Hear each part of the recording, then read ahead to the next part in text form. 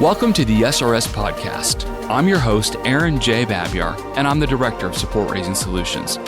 Whether you are a new ministry worker or a veteran looking to increase your competence and confidence, Support Raising Solutions seeks to bless you in your quest to be a spiritually healthy, vision-driven, and fully funded Great Commission worker. Today I'm joined by Micah May, the Fellowship of Christian Athletes, and I'm also joined by Callie Buchholtz, TeachBeyond, and I actually invited them to both be on this podcast today just because talking about a little bit of a more outlier of a situation, but we got an email from someone, and I've heard this question before, and so I didn't want to try and answer this by myself, so I definitely have some backup here. But first of all, Callie, welcome. Thank you. It's good to be here. And Micah, welcome to you. Hey, thanks, Aaron. So we got an email recently that I'm just going to go ahead and not read the name, but essentially the person was talking about the fact that they had a supporter who passed away. And they wrote that the surviving husband was not really a part of my support raising meetings in the past. And I'm wondering, how do I go about getting to a conversation with that person at some point? Because I'm going to have a loss of support also, and there's an opportunity here potentially, continue the support, but also I don't want to be insensitive. I mean, I just lost a supporter, but more importantly, he lost his wife. And anyways, it was a longer email, but the summary is, how do I go forward with this relationship where there hasn't been one, and yet I don't want to necessarily cut off the husband from potentially being a part of this thing that his finance has already been going through to this point. And so it brings up a larger conversation of what to deal, how to deal, how to cope, how to react when there's significant loss, maybe of life or loss in the life of a supporter. And I don't think it's just the death and dying angle. Sometimes it's jobs, it's marriages, and so really the focus of today's podcast is just to talk about how to interact, how to approach that relationship, how to approach your prayer life, all of those sort of things when dealing with loss in the lives of your supporters. So, Micah, I'm just going to kick it to you first and just say, what's an experience or two you've had with dealing with loss in the lives of those that are your partners in ministry? Yeah, well, the first thing is you want to connect with your donors, connect with your partners. And so, we're not going to have a conversation about money. We're going to support them at the funeral if we can, send flowers, and just literally let them know that you care. Let's say the widow or, the husband that, is left behind, just to say that you just want to connect and show them that you care. Mm-hmm. And so after that, they're going to probably indicate to you whether they want to continue supporting or if their financial needs need to change. So I would say the number one thing is just show them that you care, that you love them. And when the time is right, they're probably going to bring that up. I've had different donors say, hey, we're going to have to scale back. Or I've even had other donors say, hey, that's one thing that my spouse was so passionate about, which was FCA. I want to keep doing this in honor of them. And we've even had a lot of people in lieu of flowers make donations to our cause. And so as death is sometimes a hard thing, many times a hard thing, there can be beauty in the midst of it. Okay, good. I'm going to go ahead and follow up with you though, Micah, because I know that this was in one of the messages that we were sent. And it just said, hey, it hasn't come up. It's been a few months. I kind of been waiting to see what's going on, and there's nothing there. Am I, and again, I'm paraphrasing here, but am I a terrible person for wanting to ask about it? How do I bring that up again? So, Mike, I'll put that to you, or you can even defer to Callie if you'd like. But how would you kind of advise someone that, boy, they're trying to be sensitive, but also there is that opportunity for continued partnership, and they're just not quite sure how to move forward? Yeah, so I'll just say that if they haven't initiated a change, I'm going to assume the positive and that everything will stay as is. And my key is I'm going to build a relationship with that person. Callie, do you have something you'd like to throw in on there? Well, I will say I haven't experienced this yet. So this is just coming from what I do with all my partners. And it's okay to be really vulnerable when you're approaching them about a question, because maybe they're giving by check and that hasn't recurred. Maybe it isn't automatic. And so it is a conversation you need to have.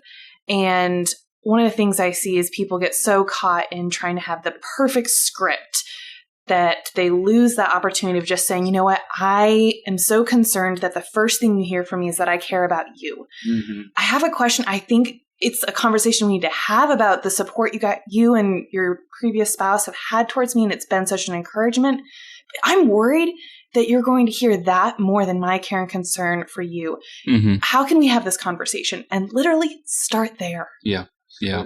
How long do you two think you should wait? Because I think that there's this process that we all want to be so respectful of grieving and kind of next steps as life does go on. And of course, we're mostly talking about, I guess, the loss of a loved one. But how long? And by the way, there's not a wrong answer here.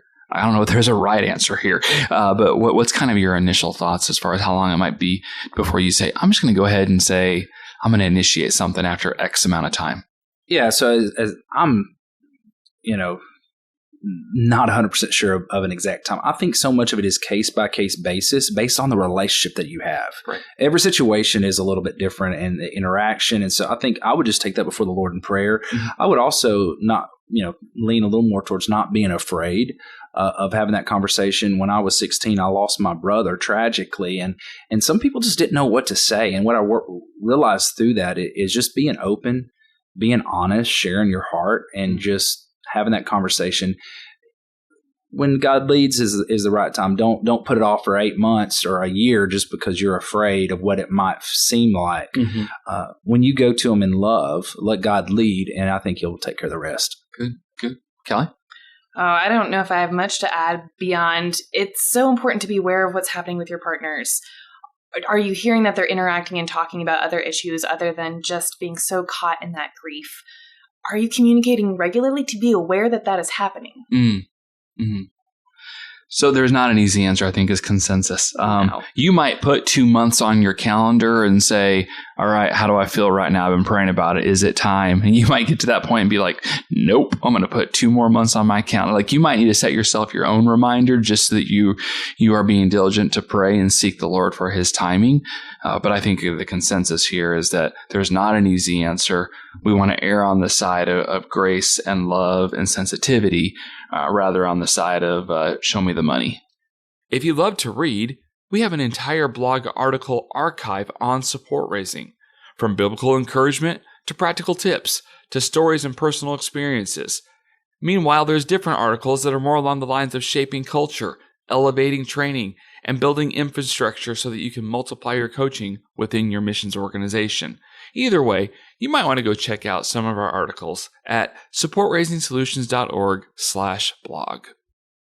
Okay, let's kind of shift a little bit, though. I think a different situation that we have all probably come into contact a little more frequently than that is job loss, career change. I have certainly ran into that a couple of times. Actually, I would say a few of the biggest supporters I've ever lost have all been people that have had massive career changes where I don't want to say I woke up one day and lost $500 in support, but pretty close to that. So I've definitely been down that road. Have you guys both been through something similar? Sure. I think the key to it all is having a relationship with them before that happens. That's the crucial thing. If you don't have a good relationship with your partners and something like that happens, they may never come back. And so I don't know if you guys want to share a story of where you did have a good relationship and they came back around when they did get more established. But yeah, I'd say the key is to have a great relationship with your partners. Okay. Well, since you asked, Callie, please, I'll defer to you first over myself. Sure. I think it's a wonderful opportunity to follow up with that partner, to be personal and not have your canned, like, thank you for continuing your ongoing partnership, but talking with them specifically about an issue like, hey, you said you needed prayers, you were job hunting. How is that going? Mm-hmm. Oh, you have a job. Great. I am so excited for you. Yeah. One time I had an opportunity where I felt like there was an elephant in the room. Oof. I felt like the person they lacked the courage to bring up the fact that they couldn't continue to give. And that was just, I think, listening to the Holy Spirit. And so I just said, hey, Jason, I just want to be clear. I really appreciate you and Jenny and your ongoing prayer and financial partnership. And I understand. If you need to, I'm not telling you to by any means, but if you need to pause your regular financial support for a while, I want to let you know that doesn't hurt my feelings at all. I completely understood. I heard him sigh in relief on the other end of the phone and go, oh, thank you so much. I've really been worried about that. Honestly, I don't know how we were going to make it this month. And I told you I was going to support you. So I didn't want to rob God. Like, he was going through all this stuff in his head. And it made it that much more likely down the road when he got a job to realize, hey, we're in this together. We're partners. And he was able to re-up it for sure. And but that's a process. I think, again, that comes back to the whole spiritually healthy thing. We're not always going to get everything right, but when we do get it right, it's because we're walking closely with the Lord. And there are going to be times when people just can't support you anymore. Speaking of which, what are some other situations maybe you guys have run into with supporters where you've realized, wow, there's loss in their life, or this is a time of hardship that I need to appropriately respond to? Callie? Oh boy. I think, first of all, you have to know what's happening with your partner's lives. And some of that comes through maybe being aware in social media, through friends of friends. I just had a ministry partner whose husband has gotten incredibly sick. And I was so glad that I had a chance to reach out just on that fact and be an encouragement, saying, how can I pray? Like, how can I encourage you in this time? Yeah. Missing those moments and being silent is, a huge missed opportunity. For sure.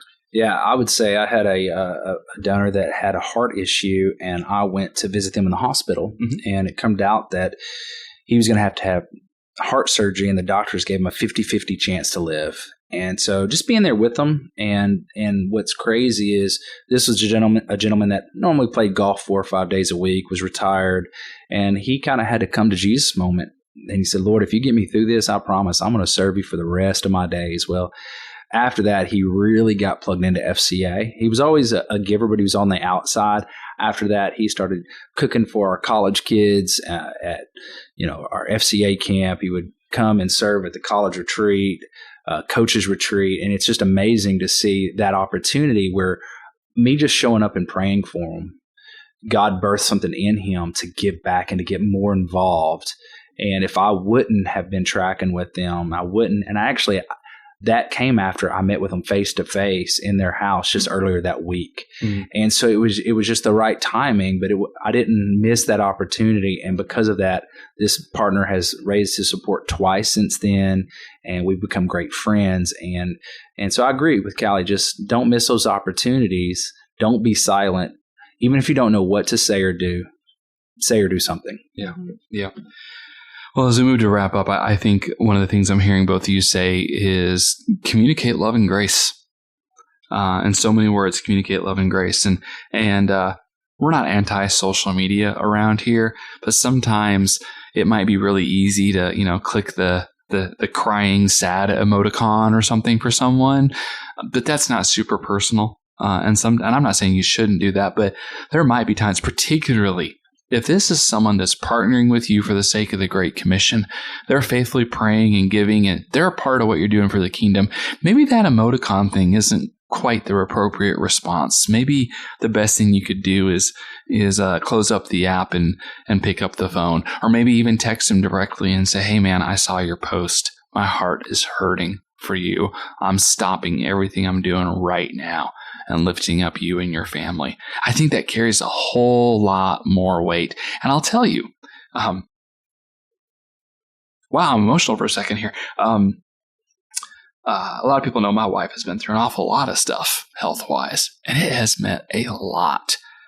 The people that prayed for us, and I appreciate the social media posts and the words of prayer, and I like emoticons even. So, but when people have called me or they've left a voicemail, or maybe they even showed up at the hospital or brought my family food in times of difficulty, that weighed so much. I remember those people. Not that I don't remember everybody else, but I remember those people and the depth of their care. I hope, I pray that the people that are my partners in ministry in the Great Commission work that I get to do, I hope that they sense a similar sort of love and caring from me as they walk through times of hurt, as they walk through times of loss and hardship. So Micah, Callie, you guys are awesome. I appreciate all the work you do for the kingdom. I appreciate how many leaders that you get to serve for the glory of God. So thanks for taking some time to step on the podcast today. Any final words from either of you? This is one of those speak now or hold your peace for a while kind of moments. Now, I just want to reiterate just how important it is to be present, the ministry of presence. Sometimes if you don't know what to say, just picking up the phone, just showing up, maybe a home visit, a scheduled home visit, and just letting them know that you care. And developing a habit of that, not just, oh my word, this is the one time of year I'm reaching out to these people. This needs to be an ongoing, integrated part of your building relationship with your partners. Not just a one-off, but habitual. Good word. Good word. Well, we talk about a little bit how to actually build this into your ministry flow, where caring for your support team is not an interruption from your ministry. And yet it's not the thing that has to dominate all of your ministry time. We talk about the time and the flow and the administration of all that in the Support Raising Solution Bootcamp. So if you haven't had a chance to go to one of those, we highly recommend that you register and fully prepare and participate in that.